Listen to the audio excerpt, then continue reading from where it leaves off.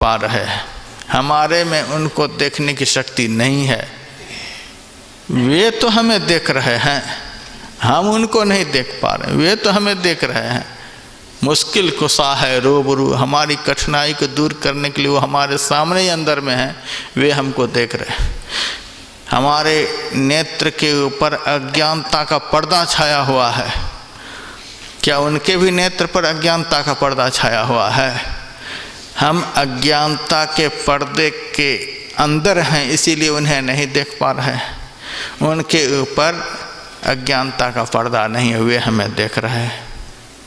ये हमें देखना चाहता है, ये हमें पाना चाहता है, ये मेरे पास आना चाहता है, वो देख रहे हैं। हमारी व्याकुलता को देखकर, हमारी तरफ को देखकर, हमारी मेहनत को देखकर, हमारे अभ्यास को देखकर रिझे बूझे साहिब तेरा कौन पड़ा है द्वारा। इसीलिए साधन पक्ष में अधीर होने की बात नहीं। आपको लगता होगा रामायण का प्रसंग चल रहा था, ये कहाँ चले गए? कहाँ नहीं चला गया।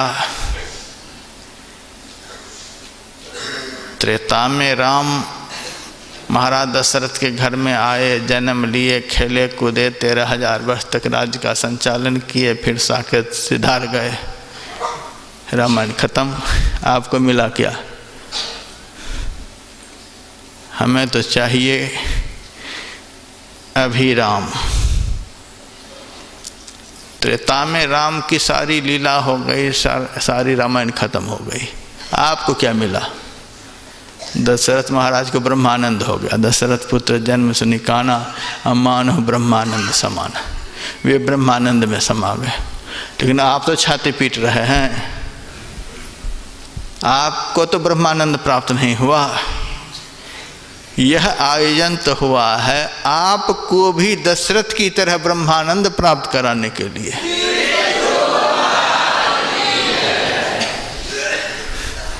तो महाराज दशरथ ने ब्रह्मानंद को पाने के लिए 23,000 वर्ष तक तप किया। जब ये स्वयंभू मनु के रूप में थे, उसके बाद विशाल स्वर्ग सुख को उन्होंने भोगा। वहाँ भी लाखों करोड़ों वर्ष लगे ही होंगे। उसके बाद अयोध्या में उनका जन्म हुआ। यहाँ भी 60,000 वर्ष तक इन्होंने प्रतीक्षा की। भगवान बोले हैं कि मैं तुम्हारे घर पुत्र के रूप में आऊँगा, लेकिन अब तक नहीं आए। जब महाराज दशरथ राम को पाने के लिए, राम का आनंद लेने के लिए इतनी बड़ी प्रतीक्षा की है, जब त्रेता युग में जिस समय का वातावरण अत्यंत मंगलमय था, आनंदमय था, बहुत पवित्र था, उस समय इतनी प्रतीक्षा। अभी का वातावरण देखिए। मेरे से एक सज्जन ने कहा, महाराज देखो दुनिया में कितना अत्याचार हो रहा है, अनाचार हो रहा है, दुराचार हो रहा है। न जाने भगवान राम कहाँ बैठे हैं, न जाने भगवान कृष्ण कहाँ बैठे हैं। वे अब क्यों नहीं आ रहे हैं, हम लोगों के दुख को क्यों नहीं मिटा रहे हैं। मैंने कह दिया, अब इस समय राम की कोई ज़रूरत नहीं है, अब इस समय कृष्ण की कोई ज़रूरत नहीं। क्या करेंगे वे आकर यहाँ? वे भी परेशान होंगे हम लोगों के बीच में। महाराज आप कैसे बोलते हो? मैंने कहा हम ऐसे ही बोलते हैं। अब राम आकर क्या करेंगे यहाँ? राम की यहाँ कोई ज़रूरत नहीं है। क्यों? त्रेता युग में एक रावण था, एक कुंभकर्ण था, राम आए मार कर चले गए। द्वापर युग में एक कंस था, एक शिशुपाल था, एक जरासंध था, भगवान कृष्ण आए मार कर चले गए। अब कितने को मारेंगे? कलयुग बैठा मार कुंडली, जाऊं तो मैं कहाँ जाऊं। अब हर घर में रावण बैठा, इतने राम कहाँ से लाऊं। अब तो घर घर में पुत्र के रूप में रावण बैठा हुआ है। हाँ, किसी किसी का पुत्र श्रवण कुमार होगा, अपवाद स्वरूप, मन हो गुनाक्षर न्याय जाऊं। किसी के घर में राम जैसा भी हो सकता है, भरत के जैसा भी, लेकिन प्रायः तो अब हर घर में रावण बैठा। इतने राम कहाँ से लाऊं? तो महाराज हम लोग यही दुर्दशा भोगते रहेंगे? मैंने कहा नहीं, कलयुग में राम की जरूरत नहीं है। जरूरत होगी तो संत बतलाएंगे राम की ज़रूरत है कि कृष्ण की ज़रूरत है कि शिव की ज़रूरत है, किसकी ज़रूरत है, किसके आने से दुख खत्म होंगे। इस बात को कलयुग में संत बतलाते हैं।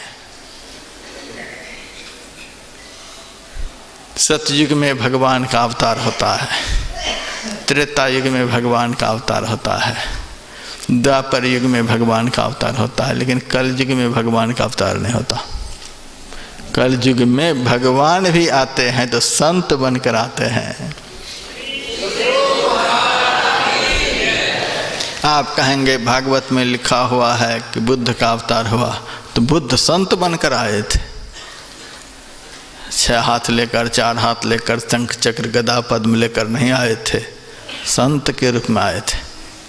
कहेंगे कि कल की भगवान जो आए, कल की भगवान जब आए तब कलयुग रहा ही नहीं, वो आए कलयुग खत्म हो गया।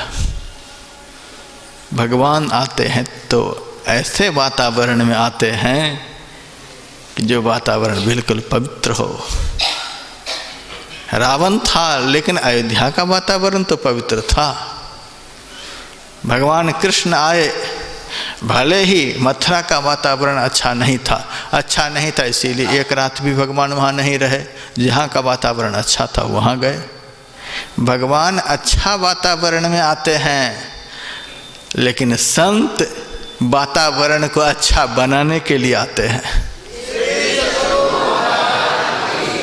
जहाँ का वातावरण बिल्कुल अच्छा नहीं होगा, संत वहीं जाते हैं, वहाँ का वातावरण अच्छा बनाना है।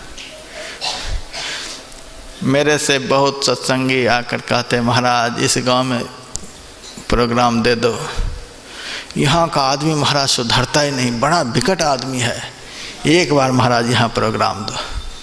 कहने का मतलब गंदगी सफाई के लिए आप आओ, राम तो बाद में आएंगे जब साफ हो जाएगा तब। साफ जगह पर राम आते हैं और जगह को साफ करने के लिए संत आते हैं। संत राम में यही अंतर है।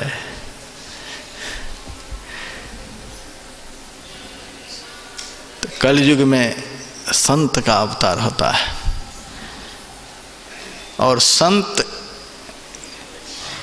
किसी को मारते नहीं। भगवान राम तो जैसे भी वातावरण बना करके ही जाएंगे। तलवार चलाना पड़े, हथियार उठाना पड़े, तीर चलाना पड़े, तोप चलाना पड़े, भगवान तो आते हैं तो अब उनको तो जल्दी जाना है, तो जैसे तैसे काट कूट करके चले जाएंगे। लेकिन संत ऐसे नहीं आते। जब तक सृष्टि रहेगी, जब तक यह संसार रहेगा, और जब तक हम लोग संसार में दुखी रहेंगे, एक भी आदमी जब तक संसार में दुखी रहेंगे, तब तक उस एक आदमी को भी सुखी करने के लिए बारंबार वो आते ही रहेंगे। हमारे गुरुदेव ने कहा, मैं एकदम मोक्ष नहीं चाहता। हम लोग मोक्ष के लिए नाच रहे हैं। गुरु महाराज के सामने मुक्तियाँ अटखेलियाँ खेल रही थी, लेकिन कहते मैं एकदम मोक्ष नहीं चाहता। तो मोक्ष क्यों नहीं चाहते? मोक्ष प्राप्त कर लूँगा तो ये लोग, मोक्ष का मतलब पूर्ण रूपेण शरीर संसार के बंधनों से छुटकारा।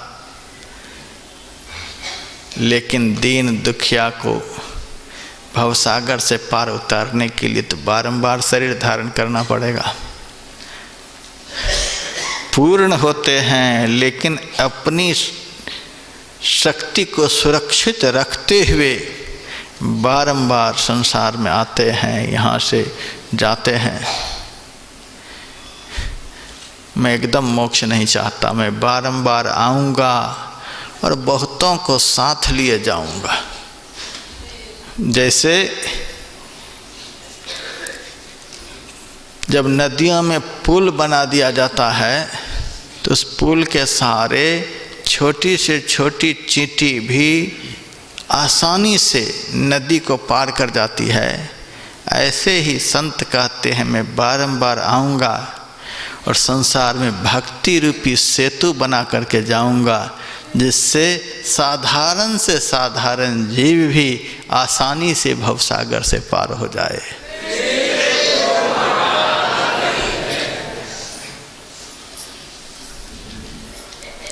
तो अब संत की जरूरत है। संत मारते नहीं। जिस कारण से आदमी संत से असंत बन जाता है उस कारण को मिटा देते हैं। रावण पहले ही रावण जैसा नहीं हो गया था, उनको तो रावण बनाया गया था। कोई कोई माँ भी बड़ी राक्षसी होती है। रावण की माँ का नाम था केसनी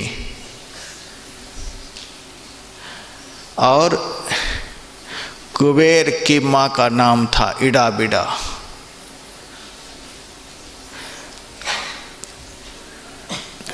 ये दोनों पत्नियां थीं विश्रवा मुनि की।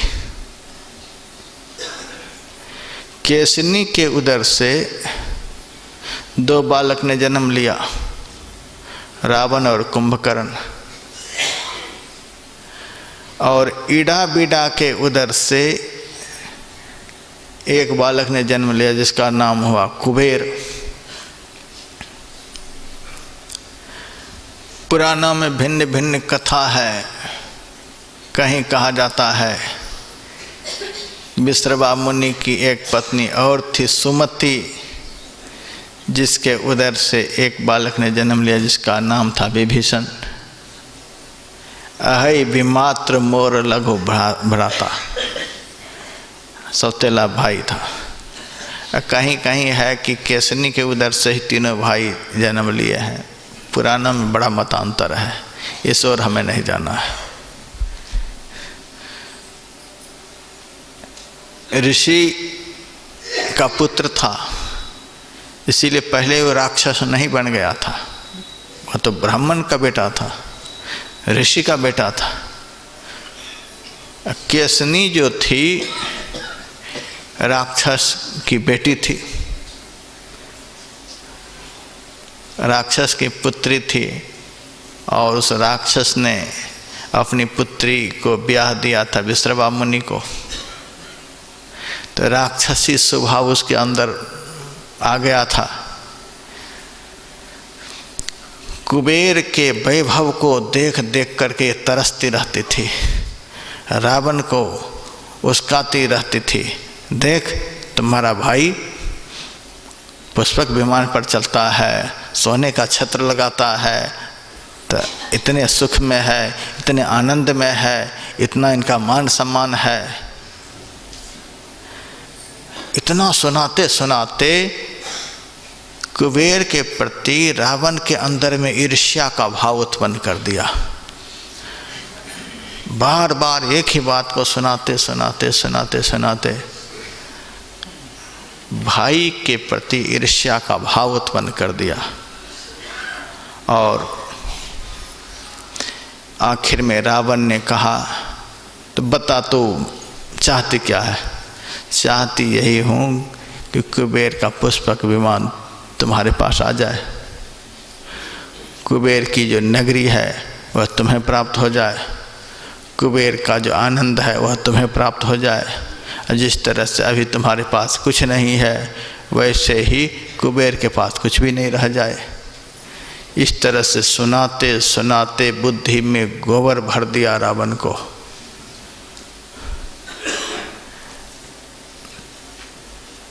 बुद्धि को विकृत कर दिया। तो जिस कारण से, जिस बुद्धि के विकृत हो जाने से वह विप्र की संतान होकर, ऋषि की संतान होकर राक्षस बन गया, संत महापुरुष उस बुद्धि की विकृति को खत्म कर देते हैं, बुद्धि को निर्मल बना देते हैं। जिस कारण से वह ब्राह्मण होते हुए भी राक्षस बन गया था, उस राक्षसी वृत्ति को मार देते हैं। भगवान का जब अवतार होता है तो पूरे खत्म कर देते हैं, आसुरी भाव को मार देते हैं, रावण की वृत्ति को, कुंभकर्ण की वृत्ति को खत्म कर देते हैं। तो अभी वर्तमान काल में संत की जरूरत है, समाज को संत की जरूरत है, देश को। तो संत कहते हैं कि महाराज दशरथ, परमात्मा को तुम पुत्र बना लेना चाहते हो, इससे बढ़कर तुम्हारी चाहना क्या हो सकती है? इतना बड़ा लाभ लेना चाहते हो, इसके लिए कुछ धैर्य धारण करना पड़ेगा, प्रतीक्षा करनी पड़ेगी। और मेरे कहने से तुम धैर्य धारण करोगे, उस महत्तम लाभ को पाने के लिए तुम दिन रात लगे रहोगे, नहीं मिलने पर भी तो कभी हतोत्साहित नहीं होवोगे। तो सुनो, अभी तो तुम्हारे मन में एक ही पुत्र की कामना है, धैर्य धारण किए रहोगे, संत सद्गुरु की बात को मानकर दिन रात अभ्यास में लगे रहोगे, तो तुम जितना चाहते हो, तुम्हारी चाहना से न जाने कितने अधिक बढ़ा चढ़ाकर संत सद्गुरु तुम्हें प्रदान करेंगे। धरहु धीर होई हैं सुतचारी। तुम अपने मन से पुत्र को पाओगे तो वह पुत्र तुम्हें क्या, अपने जीवन को भी सुखी नहीं कर पाएगा। अब मेरे कहने से जो मिलेगा, संत सद्गुरु की कृपा से जो मिलेगा, तुम्हें कौन कहे, त्रिभुवन के दुख को भी हरण करने में वह समर्थ होगा। तुम अपने बाहुबल से, तुम अपने पुरुषार्थ से जो पाओगे, तो उस पदार्थ से तुम्हारा नाम संसार में नहीं होगा, लेकिन मेरे आशीर्वाद से जो तुम्हें प्राप्त होगा, मेरे कहने से जो प्राप्त होगा, संत सद्गुरु की कृपा से जो प्राप्त होगा, वह पदार्थ इतना महत्वपूर्ण होगा कि तीनों लोकों के लोग उन्हें जानेंगे कि सद्गुरु ने क्या दिया महाराज दशरथ को। त्रिभुवन विदित और भगत भयहारी महाराज दशरथ को बहुत तरह से समझाया बुझाया। फिर भी महाराज कहो, कुछ समय तो निर्धारित करो। अच्छा, बहुत जल्दी चाहते हो, ठीक है, जाओ पुत्रिष्ट यज्ञ की तैयारी करो, मैं आ रहा हूँ पीछे से, करो तैयारी।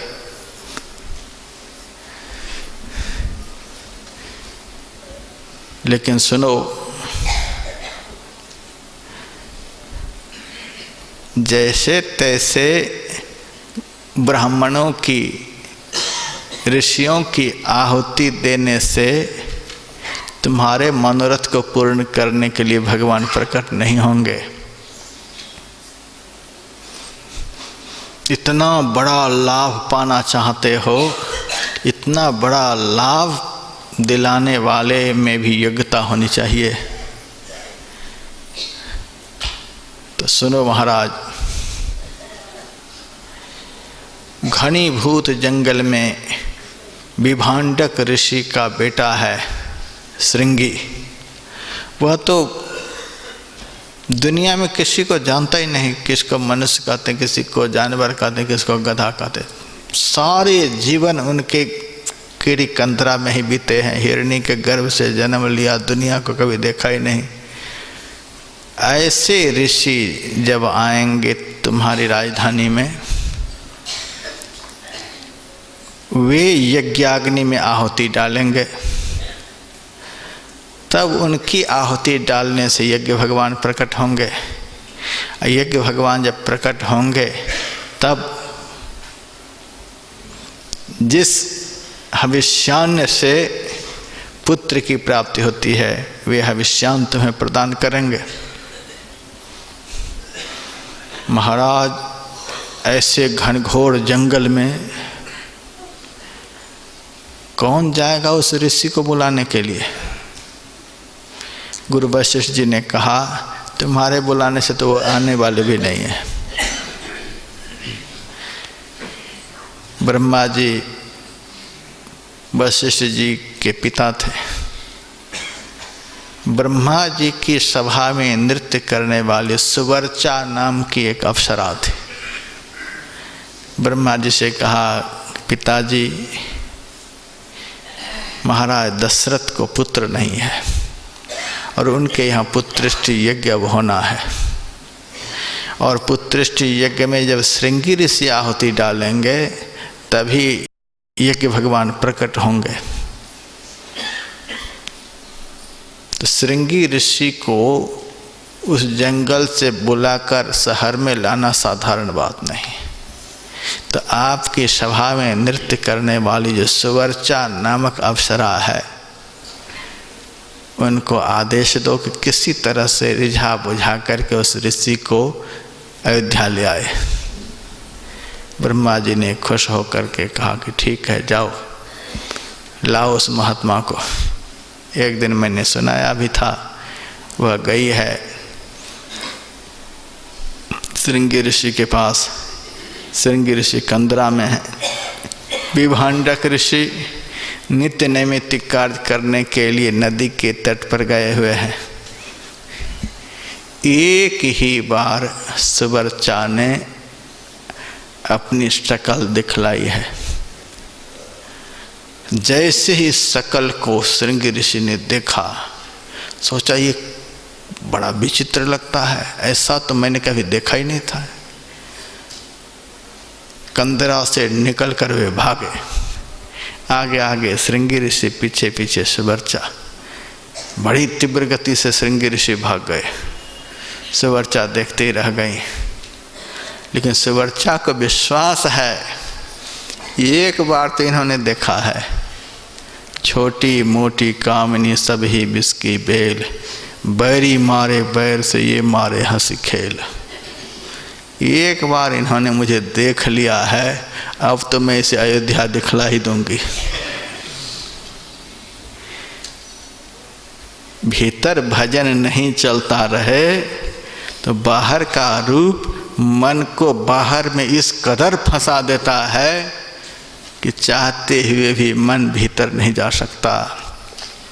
जंगल में एक बार देखा, इतने से ही जहर पैदा हो गया।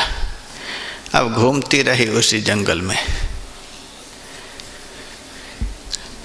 लौटकर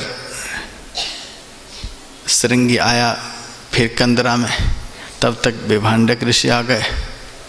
देखा, बेटा तो बड़े चंचल हो, बड़े उदास हो, क्या हो गया तुमको? महाराज, एक बहुत बड़े अतिथि आए थे, मैंने स्वागत नहीं किया, सम्मान नहीं किया, आदर नहीं किया, हम तो उसे देखकर भाग गए। मेरे जैसा पापी कौन? उनका स्वागत सत्कार करना चाहिए, इतने बड़े अतिथि आए थे। कौन थे वे अतिथि? कहा, नाम तो मैं बता नहीं सकता, बस देखने में बहुत सुंदर, देखने में बहुत सुंदर। एक बार जो देखा, बुद्धि में चक्र घूम गया। अब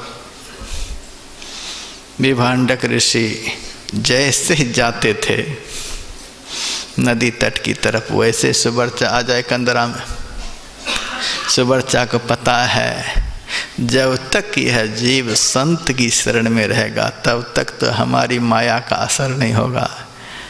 संत की शरण से जैसे जीव विमुख होता वैसे माया घेर लेती है। पलटू साहब की वाणी है, संत चरण को छाड़ के पूजत भूत बैताल, पूजत भूत बैताल मुँह पर भूते होई, जे कर जहमा जीव अंत को पावे सोई, देई देवा सेई कही न परम पद पावा, भैरो दुर्गा शिव बांध के नरक पठावा, देई देवा झूठ सकल है मन के भ्रमना, यही भ्रम में पड़ा लगा है जीवन मरना, पलटू अंत घसीटी हैं चोटी धरी धरी काल, संत चरण को छाड़ के पूजत भूत बेताल। जैसे सुवर्चा देखती संत अब निकले यहाँ से, वैसे ही माया का जाल फैला देती। बारंबार देखते देखते देखते अब बातचीत होने लग गई। बातचीत बढ़ते बढ़ते बहुत कुछ बढ़ गया।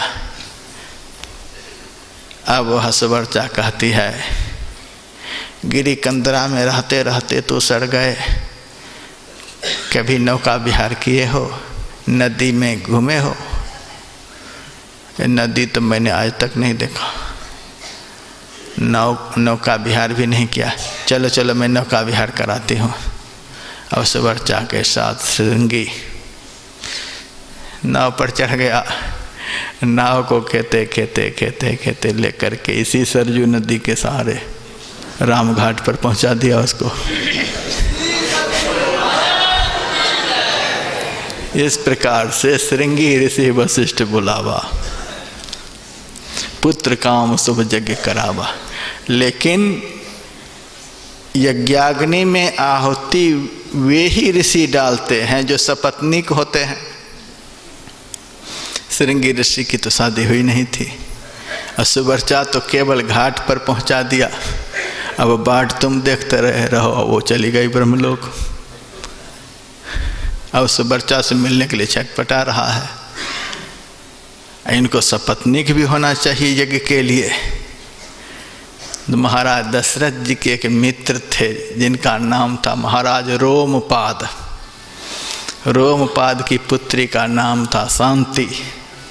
उन्होंने देखा 60,000 वर्ष हमारे मित्र को बीत गए, एक भी पुत्र पुत्री नहीं, तो कम से कम गोद में अपनी पुत्री शांति इन्हें दे दूं। तो रोमपाद की पुत्री को महाराज दशरथ ने गोद लिया। उसी शांति के साथ श्रृंगी ऋषि का विवाह करा दिया। विवाह हो गया। विभांटक ऋषि देखते हैं, हाय मेरा लड़का गया कहाँ, हाय कहाँ गया। अंतर्दृष्टि से देखा, अयोध्या आ गए। ऋषि भी देखते हैं, जब परिवार बस ही गया है तब साफ देकर होगा क्या। वो भी खुश ही हो गए। वशिष्ठ जी ने बहुत तरह से समझा बुझा कर उनके क्रोध को शांत किया। वे ही श्रृंगी ऋषि पुत्र काम शुभ यज्ञ करावा, पुत्रष्टि यज्ञ कराया। भाव सहित मुनि आहुति दीन्हे, प्रगटे अग्नि चरु कर लीन्हे। उनकी आहुति देने से यज्ञाग्नि से यज्ञ नारायण भगवान खीर की थार लेकर के प्रकट हो गए। महाराज दशरथ से कहा, जो वशिष्ठ कछु हृदय विचारा, सकल काज भा सिद्ध तुम्हारा। तुम्हारी चाहना के अनुरूप यह नहीं हुआ है। तुम जो चाह रहे हो कि मुझे पुत्र के रूप में राम मिल जाए, तुम्हारे चाहने से राम नहीं मिलेगा। तुम्हारे चाहने से तुम्हारे घर में राम नहीं आएगा। जब सद्गुरु चाहेंगे कि शिष्य को राम का दर्शन हो, तब राम आएगा। इसीलिए कहा, जो वशिष्ठ कछ हृदय विचारा, सकल काज भा सिद्ध तुम्हारा। सद्गुरु चाहते हैं कि तुमको राम का दर्शन हो, तुम्हारे घर में राम आए, तो जाओ, सद्गुरु की चाहना को मैं पूर्ण करता हूँ। और यह विषयान्न को यथा योग्य अपनी रानियों में बांट देना। इतना कहकर सारी सभा के बीच दशरथ जी को समझाकर अंतर्धान हो गए।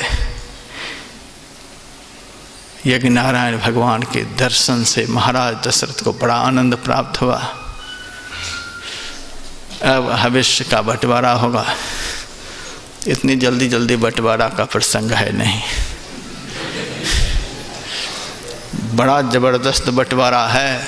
कल मैं सुनाऊंगा यह विश्व के बंटवारा कितने प्रपंच युक्त हैं, बड़ा भारी बंटवारा है।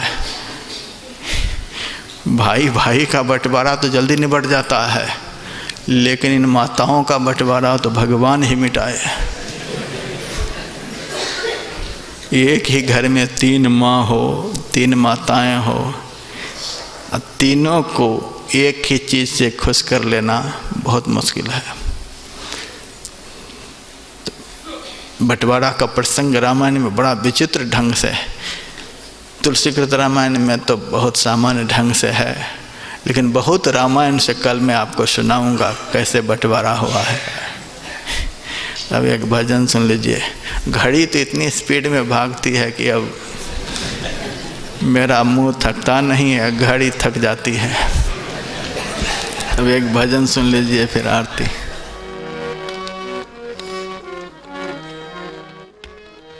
हेलो।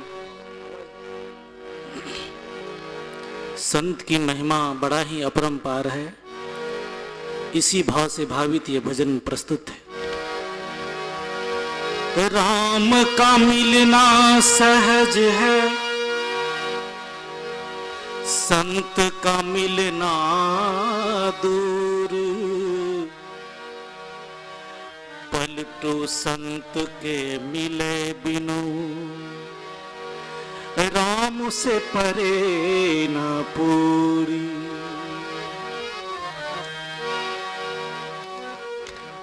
जादिन संत पहुने आवत,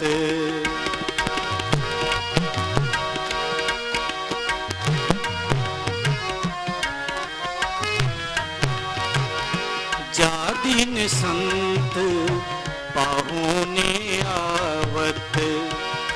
तीरथ कोटि अनहान करे फल, दर्शन ते ही पावत।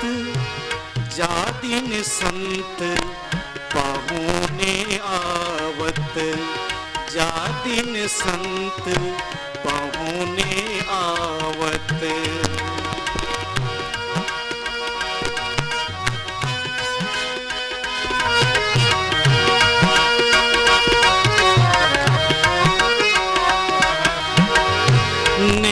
नयो दिन दिन प्रति उनको, चरण कमल चित लावत। नेह नयो दिन दिन प्रति उनको, चरण कमल चित लावत। मन वच कर्म और नहीं जानत, मन वच कर्म और नहीं जानत। सुमिरत और सुमिरावत, जादिन संत पहुने आवत। जादिन संत पहुने आवत।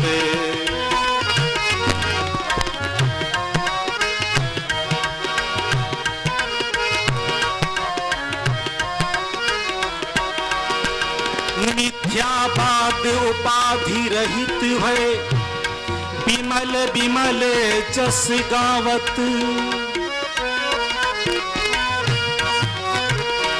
मिथ्यावाद उपाधि रहित है, बिमल बिमल जस गावत। बंधन कठिन कर्म जो पहिले, बंधन कठिन कर्म जो पहिले। सो काटी बहावत, जादिन संत पहुने आवत। जादिन संत पहुने आवत। तीरथ कोटि अनहान करे फल, तीरथ कोटि अनहान करे फल। दर्शन ते ही पावत, जादिन संत पहुने आवत।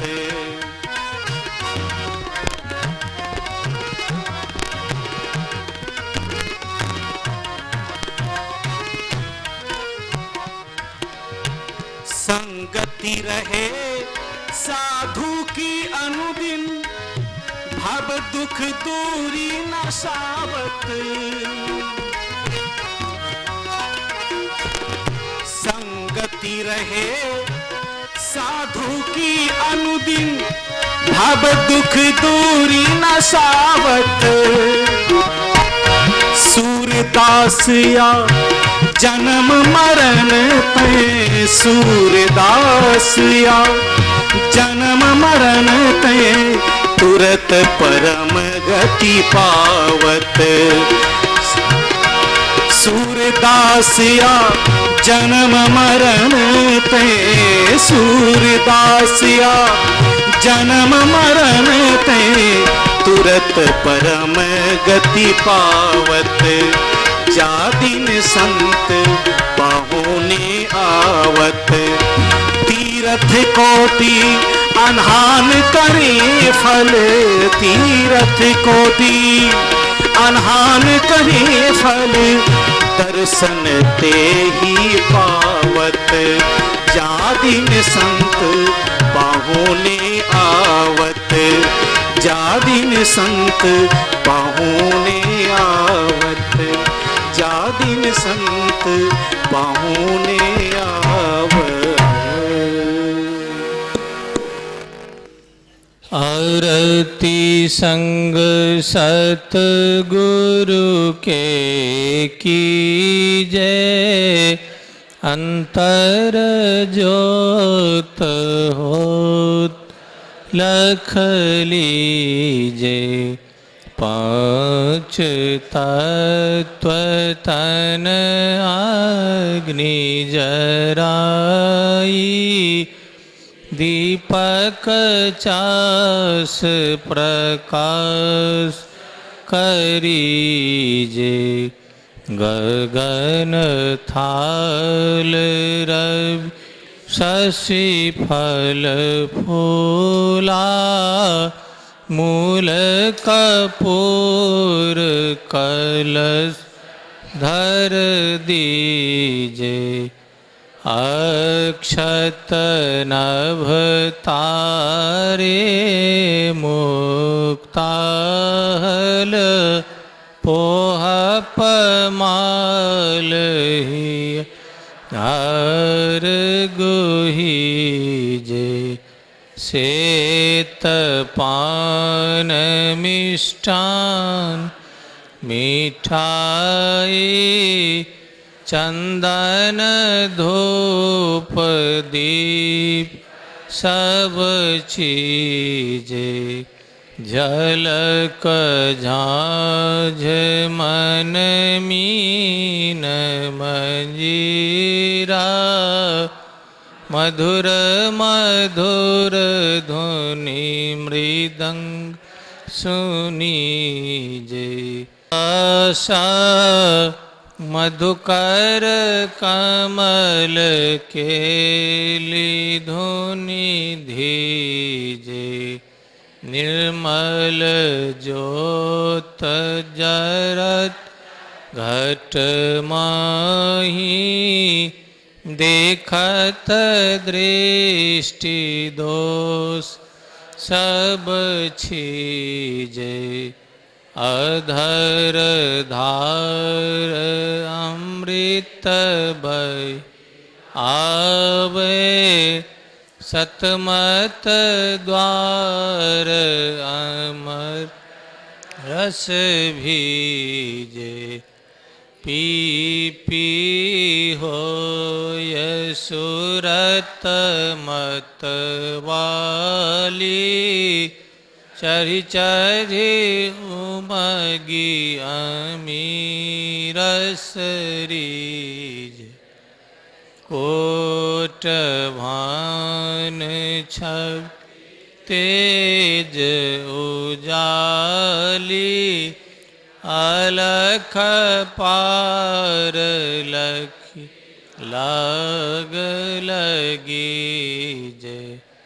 छिन छिन सुरत अधर पर राखे, गुरु प्रसाद अगम रस पीजे दमकत करक करक गु धाम उलटिया लल तुलसी तन तीजे आरती तन मंदिर में कीजय दृष्टि जुगल कर सन्मुख दीजे चमके बिंदु